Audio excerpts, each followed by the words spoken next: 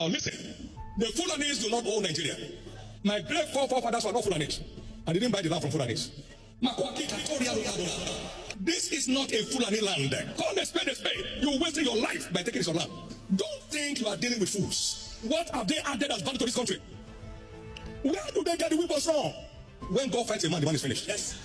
God is rising to the fight. They were calling for 100 million for those abducted from a village church. You go and take over people's farm and want them not to come to your farm? How dare you? What devil? What horror? I'm not ashamed to let you know I'm sent as a prophet. And all I've said about this nation since the time he started sending me has come to pass. Nigeria will never become an Islamic state. Nigeria does not belong to the Fulanis. I'm never a Fulani and will never be a Fulani. My forefathers never bought land from them. So how did you come their land? Fulani herdsmen, if you hear English, hear me now. If you don't release those in your captivity right now, you are gone down to the grave. It's done. Thank you, Jesus. Wait, if you are not receiving money, if your members no to the food for church, you know they get offerings and tithe, I beg, your aggression and anger no come put on top Fulani head. I beg, sir, with due respect. All these forceful allegations where you dey talk, you as a prophet, you are a prophet and you can't still dey lie. Are you not ashamed of yourself? With your years, with your level of being alive, relating with people, but up till now, you never still get sense. How would you stereotype a whole ethnic group, a whole Fulani tribe, that they are terrorists? Mr. Man, have you forgotten those who started this kidnapping of 18? Have you forgotten the tribe, the people, their region, where they come from? Who told them, who accused them, or who accused their tribe of napping people? Okay, Damusa, I'm sure you don't know this man. His name is Pastor David Oyedepo, okay? And he is not a random pastor. He is not a hungry pastor, okay? This pastor today, if he decides to close his church and not become a pastor again, God has blessed him so much so that even Fulani, the entire Fulani wealth combined worldwide, his money will still be more than our money. That is how much money he has. And secondly, his money and influence that God has given him, he has added more value in the country single-handedly than the entire Fulanis elite since 1800s up until now. The value and impact that this man had since the time he started his ministry, no Fulani has ever, all Fulani combined in the entire nation have never achieved that. Maybe yet. That's it, by the way. And secondly, what this man is saying, is it false? Fulani started jihad in the 1800s. Okay? And then in 1900s, colonialism disrupted their conquest. Higher powers came and subdued them and used the structure that they have built for their conquest for their own advantage. Now colonialism has ended. They have resumed their conquest agenda, Islamization of the country agenda. It's so sad that TikTok is not enabling us to post certain content here, because TikTok was originally designed for kids. You need to see what my own people, every day I wake up, I'm heartbroken. Non-Fulanis are not the problem here. They are not the ones tarnishing our image. It is our own people. Demons from hell that call themselves jihadists in the country.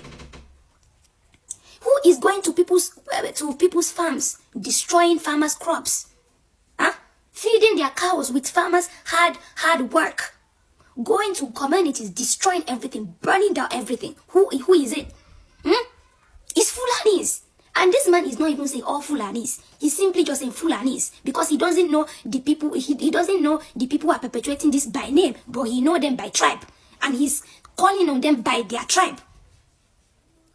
See, as a Fulani person, if you don't want this to persist, stigmatization of the tribe to persist, you better work on our people who are destroying the country.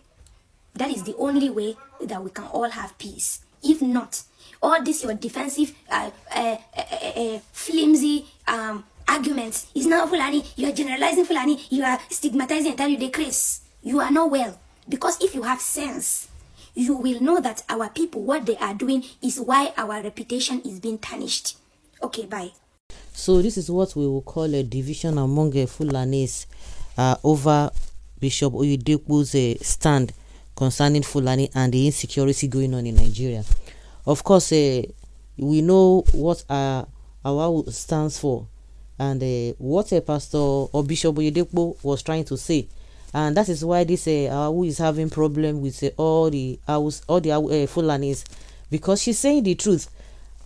And these people don't want to even agree to the fact that this is what is happening. Okay, now, the kind of insecurity going on in Nigeria, if we really want to rate it and put it in percentage, where is it coming from? It's coming from the northern part of the country. Then who are the people responsible for the insecurity in the north?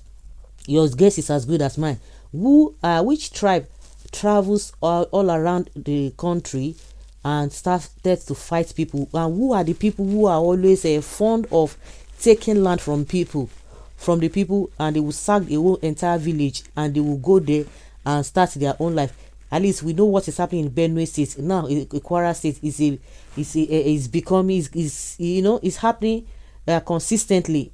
Not to talk of in the north. Now some Hausas are coming out and saying that the Fulanis have taken over. When you look at the makeup or the setting of the north, which we know that most of they are even saying that no Hausa person is even a governor or holding one political position in the north, apart from this Fulani. So we know the truth, and we always say it. We know when we talk about try to generalize, but this is no matter of generalizing. Who are the people? Which tribe has the power to take gun around, all in the name of a rearing cow, and they will see guns with them? Nothing will happen. See what happened in Delta State.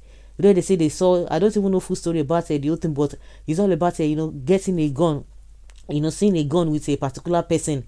At the end of the day, instead of when the guy was telling them that he's going to take them to where he got the gun from and what have you, before they pull him down.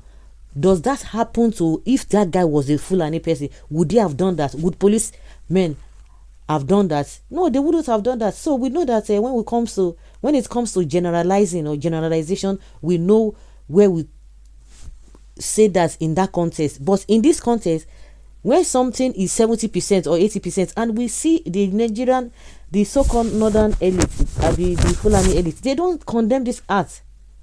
Hauwau is the first person who is condemning this act. We know that it's not all Fulani. Of course, she herself she's a Fulani person. So does it mean that because of all the Fulanis are that we don't want to generalize, or majority of the Fulanis are into this kind of thing that they accuse them of? Does it mean that she herself she's guilty of that? No, she's the one who is coming out, which we know the truth, and that is where the problem lies in this country. We see the nonsense governance that Tinubu is delivering, and you see some people who call themselves Yoruba, they will still be supporting it. God bless those Yorubas who always speak the truth. We see some Igbos too who always stand on the side of wrongdoings, vice versa in other states as well. But they will not be saying, they will be hiding under ethnicity, under one kind of a religion. They will not come out and say it the way it is. Woe unto he that sees evil and call it good, and see good and call it evil. That is exactly what is happening. How do we protect this girl? Of course, she needs supreme protection, maximum protection. That is what this Hauwau needs, honestly speaking. I commend you on your level of truthfulness. God bless you for not allowing tribalism to sway your stand. Keep it up.